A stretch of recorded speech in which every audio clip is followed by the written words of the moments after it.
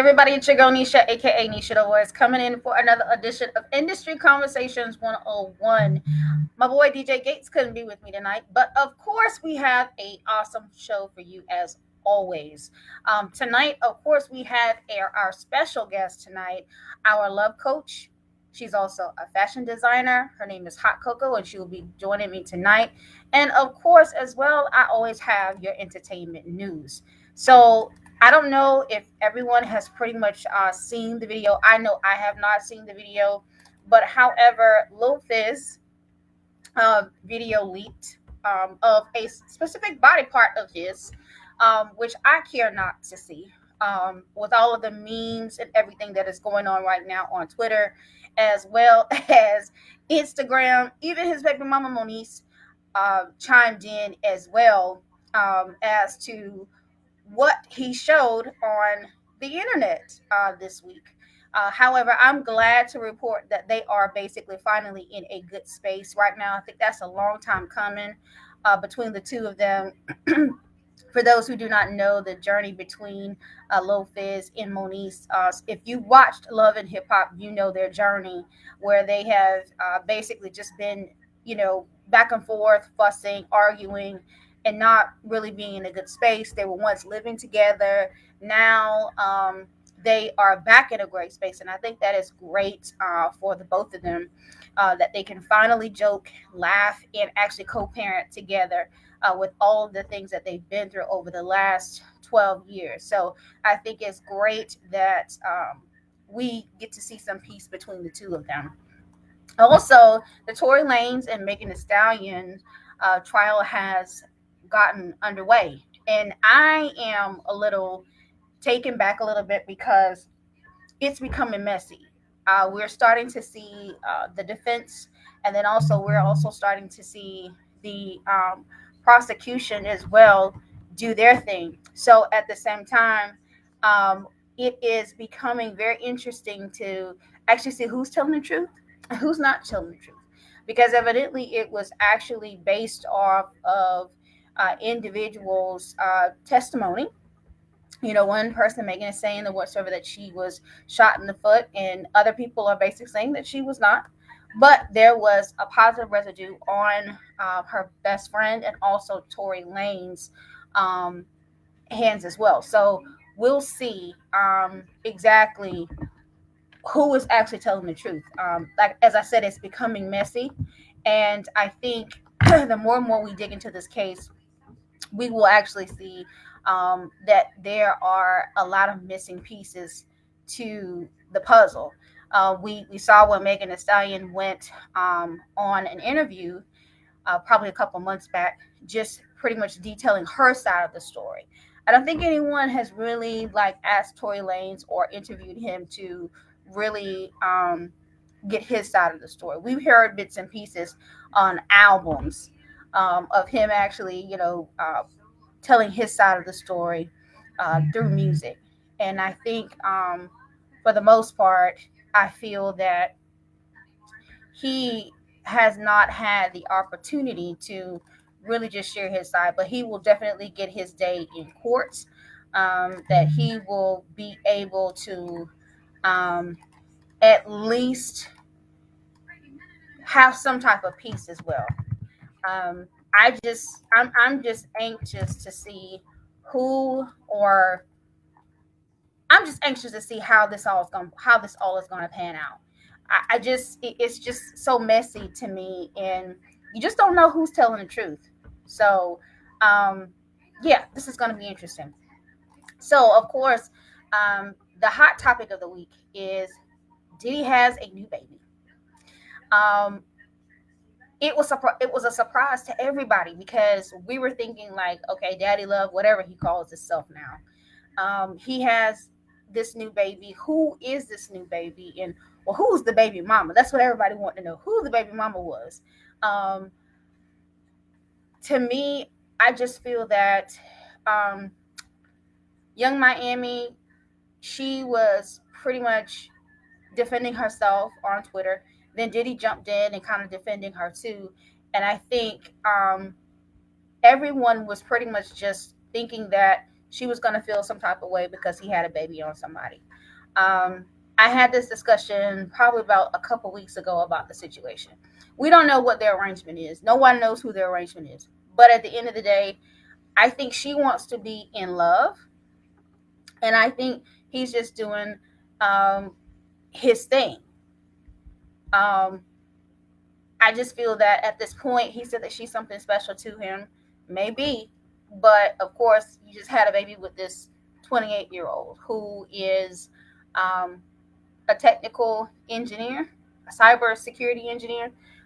So at the end of the day, now everybody is knowing who this person is, and I think at this point, we just have to see how it all falls out.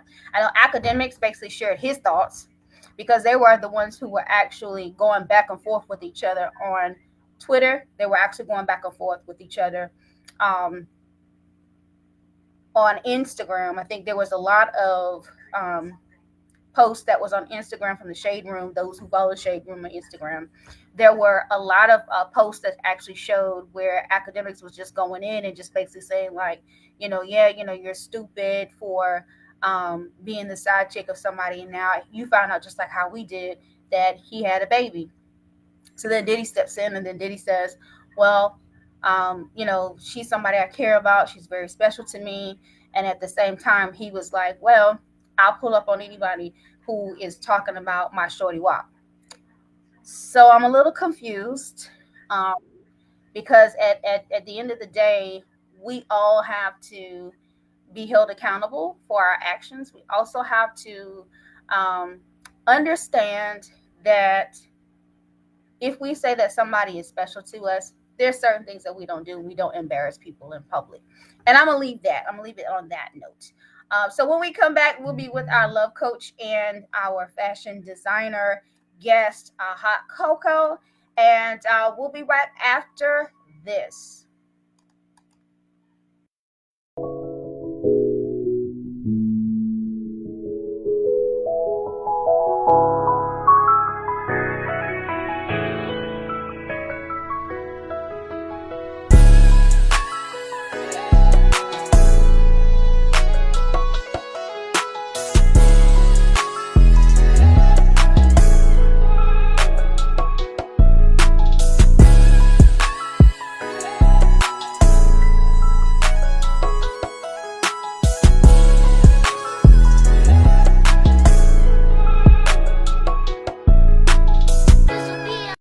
What's up, y'all? It's the legendary Sweet Tea, and I'm rocking with Nisha the Voice and DJ Gates on the Industry Convo 101 podcast. All right, thank you, Sweet Tea. It is your girl again, Nisha, aka Nisha the Voice. We are back, and I'm going to bring her into the room. I told you all that I had a special guest for us, and it's Christmas time. So, ladies, like how you want your boo. They say it's cuffing season. So, I am bringing into the room. Um, she is a love coach. So, therefore, your questions. If you have any questions, definitely hit us up because we're going to talk with the love coach tonight. And fashion designer Hot Coco, how are you? I'm great. How are you? I'm so excited to be here. Yeah. It's great to meet you. I am just so excited to talk to you because there's so many questions that I have. Okay. First and foremost, how did you get how did you go into being a love coach? Well, I went into being a love coach because I was a fashion designer first initially. And I was also a woman of Islam, actually. And Okay. a part of me that I was feeling within myself that I didn't understand. So I went on a journey of self-discovery to figure out what is that part of myself that was feeling sexy and sensual. And I realized that there was no place for me to go where I actually felt really, really safe to explore. So Mm. I decided to start creating spaces that people can come and talk to me about anything and everything. Know that it's a non-judgmental zone, and whatever it is that you talk about, I'm your confidant. Wow. And you know what? I think that's a great thing because we as women, we have, our girlfriends and people that, we talk to on a daily basis. But being able to have that person that you can talk to, that you can feel that when you say things to them, that it's not going to go anywhere, that's very rare and that's hard to find. Right. So, being able to have that person, that confidant, that's almost like a therapist, or the talking to your lawyer, where things where you have the non-disclosure, where you can't say anything. Right. But at the same time, I think when, like you said, like when you're going on a journey, when you're trying to find yourself and you're trying to figure out what parts of you, don't feel as sexy as you need to feel. What do you need to do to get that mojo back, within yourself? That I think that everybody needs to do that. I really do. I think everyone at a point in time in their life really need to dig deep and just find out where they want to be and what makes them happy. Right. And I guess, my question on that note Mhm. is, what have you noticed? Is it more women or is it more women or more men that come to talk to you about these things? Interesting question, and I actually love that question. The majority of the people that talk to me happen to be men. Wow. Okay. Okay. To me, during my love coach private sessions, it's always the husbands that's calling. And they call when they really want to stay in the relationship and they've tried everything else and nothing is working. So a lot of what I do is all referral based, because so I'm known as the last resort. When the towel has already hit the floor, you've already thrown it in. It's like, okay, reach out to Coco, because what happens is I don't tell anybody what to do in their relationship. What I'm here to do is to give you a different perspective, and also for you to realize that that perspective means that you have to look in the mirror at yourself and see the part that you bring that's causing this imbalance in the relationship. Take it back to the place where you guys were getting butterflies in your stomach and you was all excited and, oh my God, the text message came in and you jumped. Take it back to the beginning and reconnect to that feeling. And first, let's remember why you fell in love with the person in the first place. You know what? I love that. That it seems like, why are you not on TV yet? That's what. Okay. Okay. So here's the thing. Uh-huh. When you say that, I think a lot of men, it's just interesting that when you say that, that men are calling and saying that, hey, I want to stay in the relationship, because for us sometimes it seems the opposite, like it's always us, like females, that are trying to stay in the relationship. So Right. that's why it's interesting that you say that. And I think, like, from a standpoint, I think sometimes men don't really know how to um, express themselves. Mm-hmm. I don't think I think men do not know how to express themselves to where that we as females can understand.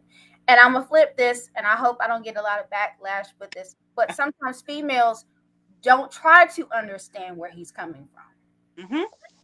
Well, And I'm sorry. Go ahead.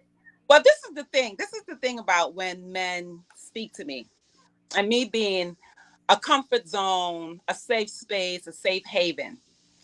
The thing that I've realized talking to men and women, but talking to the guys that I speak to, is they feel like they have a voice and that the women actually are not giving them a chance to let them share that voice, because people are very opinionated. So a lot of times when you're having a conversation with a person, the person is listening to you from a place of being defensive. So you're already waiting to hear something wrong in the conversation so you can retaliate, right?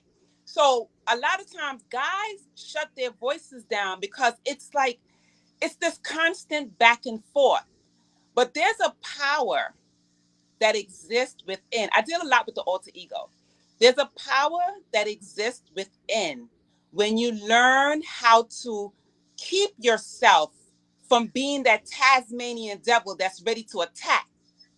Just listen. Because what happens is a lot of times when you listen, you realize that the person that's talking is actually giving you a blueprint as to how to love them.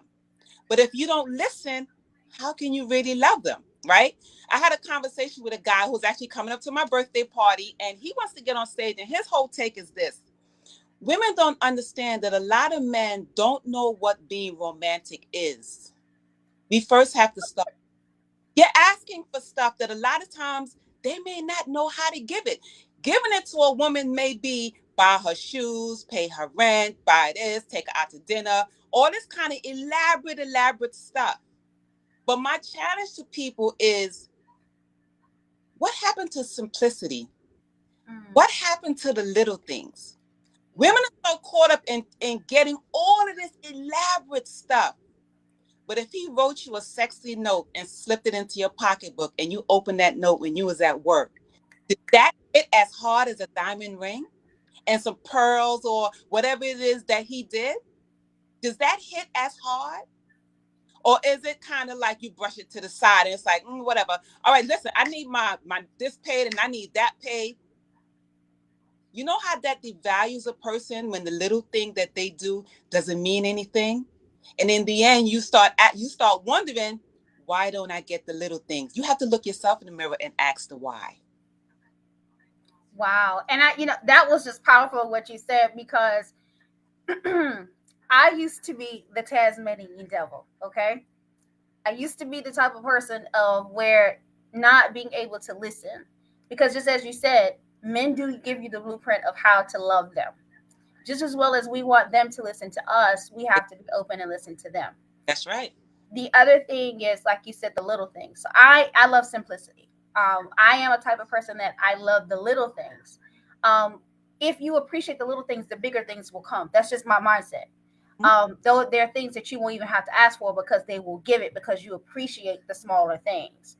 But you have a lot of females whose mentality is not like that because they're asking for the elaborate things first, the shoes, the rent, all of this expensive trips and things like that. Right. When the smaller things, especially when you are getting to know each other or you are actually going through the official courtship in the beginning before you try to become serious, when you learn how to appreciate the smaller things, because some men may not have all this money, That's right. and you're asking for all these elaborate things and they don't have the money, and then you see these things on TV where they tell you, well, you need to match a man that has the same compatibility, meaning status, as you are. And sometimes, I guess for me, the way that I look at it, and I'm going to ask you about that as well, when we think about statuses or meeting a man that, just say you are a six-figure person, you meeting a man that's a six-figure person, you may not be his type. You may not be the type of person that he's looking for. Because what people fail to realize, a man with six figures has a different caliber of woman. You may think that, hey, I'm intelligent, I make six figures a year, but you're intimidating to some men like that Right. because they have to be the breadwinner. So in your case, like, what is your take on that when it comes to statuses? Should we as women look for a person who's on the same status as us, or basically just date to what feels good with us? Well, feelings are a blurred line, right? So when you date, this is my take on status. Everybody wants someone that's going to compliment their fly, Mm-hmm. right?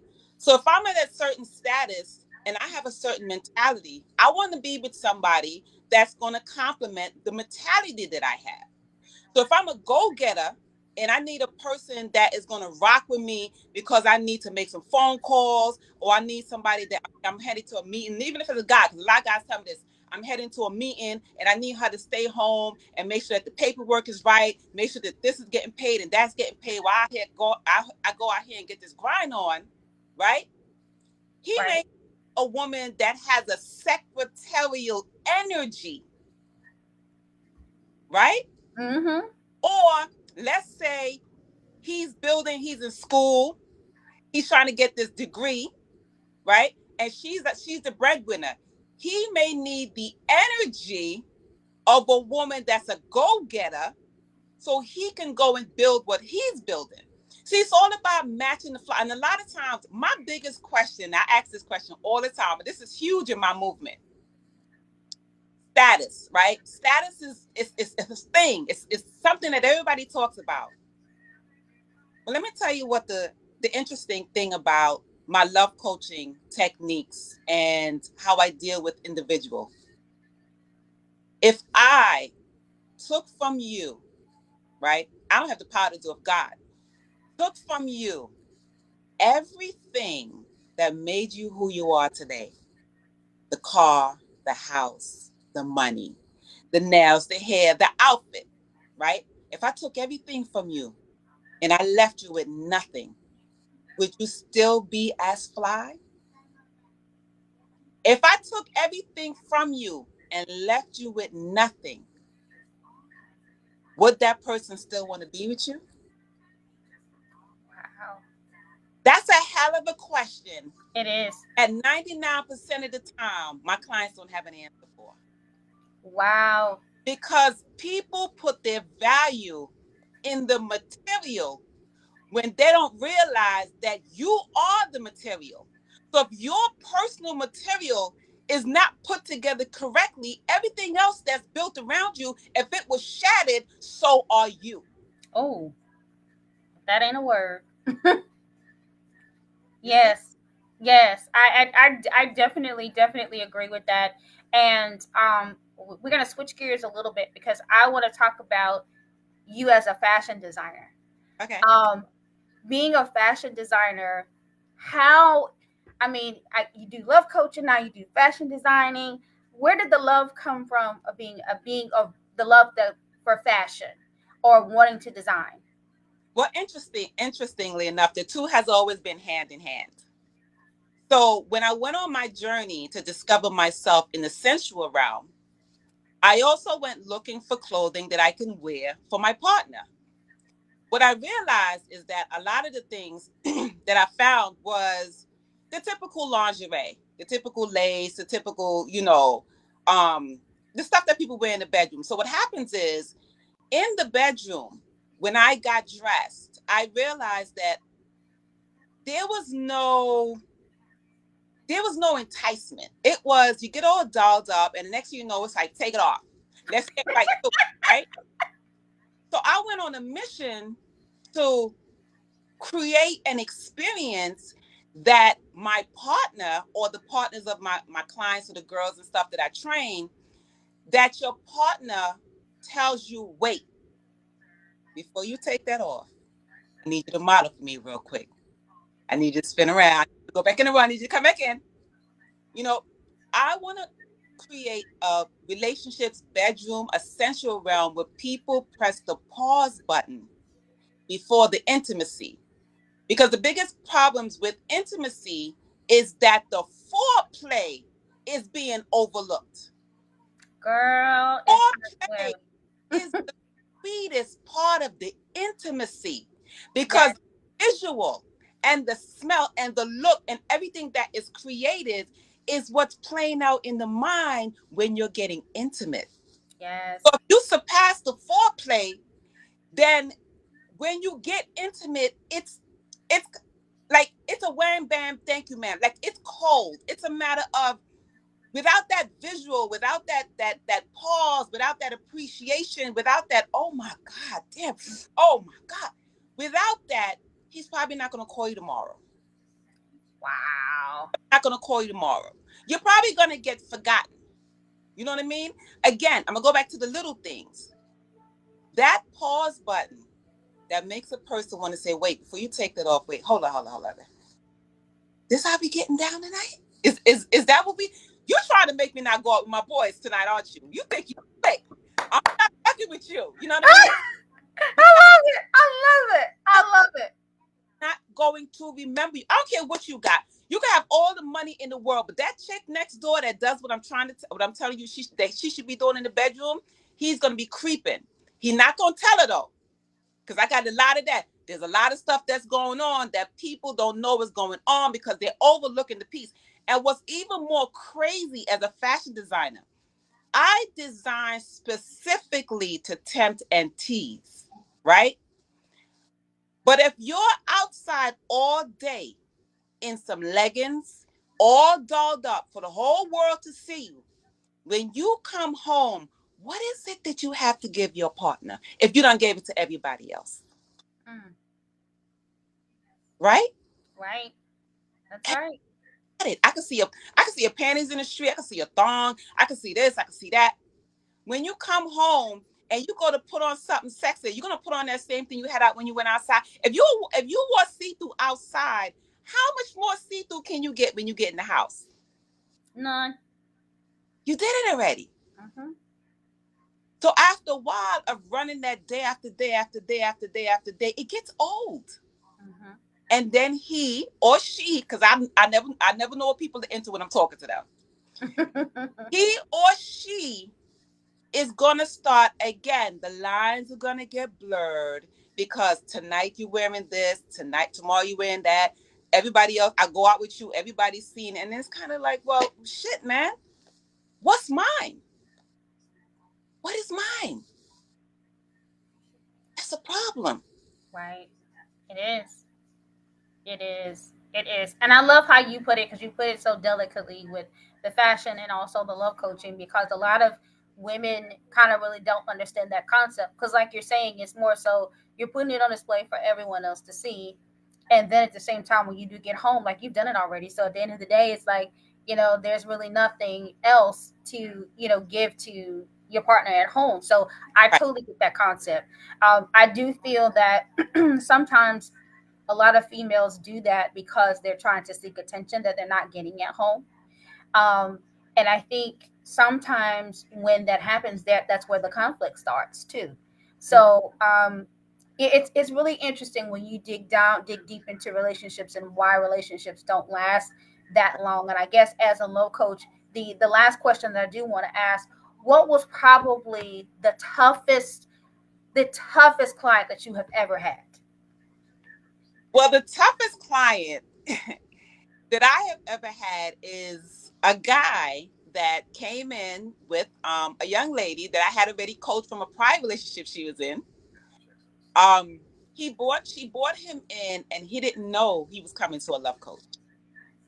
Oh So God. he came in, and I was like, yeah, my name is Coco, and I'm a love. Do you know I'm a love coach? And he was like, no, right? So automatically he did this. Closed off. He closed himself off, and I was like, no, wait a minute, like I'm not a therapist. We're not doing therapy here. We're gonna have a conversation, right? So in the conversation, I was talking to them, and a lot of times she was over talking him, right? So I said to her, I said, okay, listen, you sitting here in this meeting right now, and him actually wanting to share how he feels is a privilege for you to be hearing this because he could be sitting with me by himself. So there needed to be an understanding that he has something to say. And though you want to jump in and you want to say all of this stuff, this is his moment. So once I established it and he realized that I wasn't picking sides, his hands slowly started to. Wow. And at the end of it, he actually said that he was really glad. He was really glad that he came. And after they left, everything was good. We were all good to the point where at the love coach session, he actually paid for an extra hour because he had more to say. Whoa. Pretty interesting. And then 2 weeks after that, they were away on vacation, and he happened to call me because he was feeling something and he had no one to talk to.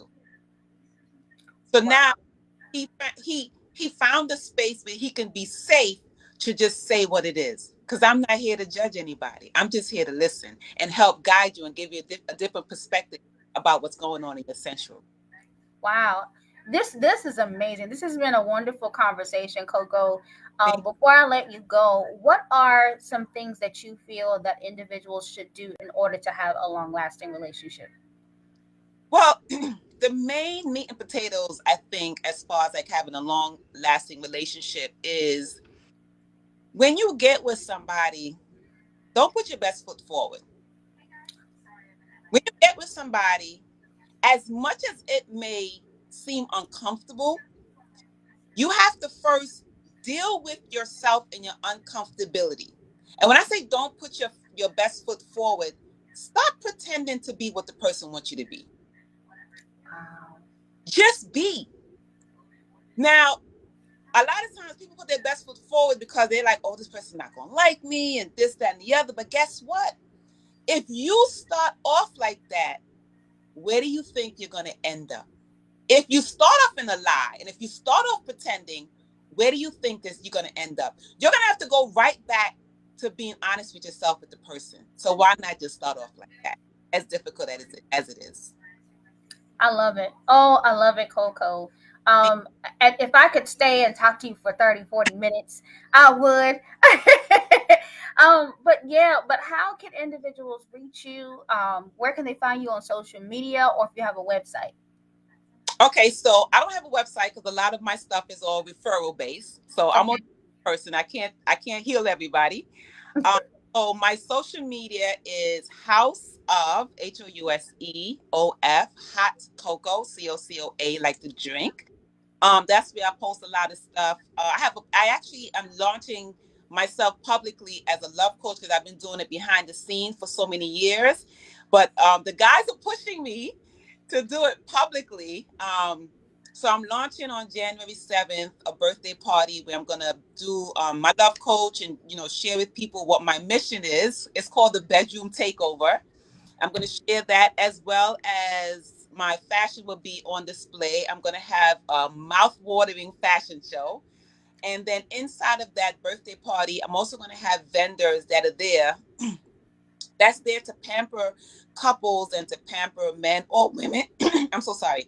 And to pamper men or women. So I'll have people there that's doing massages. I'll have people there that's I'm trying to have people there that's doing manicure and pedicure. So when you come to have the bedroom takeover experience, you're gonna get conversation. You're going to get entertainment via the fashion. And I want you to also get pampered inside of the House of Hot Cocoa, inside of the bedroom takeover. So when you leave, you feel like you had a full on experience, not just with me and what I'm offering, but also with your partner and with yourself. Oh wow, Coco, that is amazing. I wish you so much success, and I just enjoyed talking to you tonight because it's so much of what you shared. I think a lot of people can take from those jewels that you gave tonight on the show. And again, you all make sure you all go and follow her. I wish I would be able to go to your birthday party, which I know it's going to be amazing. But definitely keep in touch. I would love to bring you back on the show and Oh, have some more conversations as well. But thank you so much for coming on the show, Coco.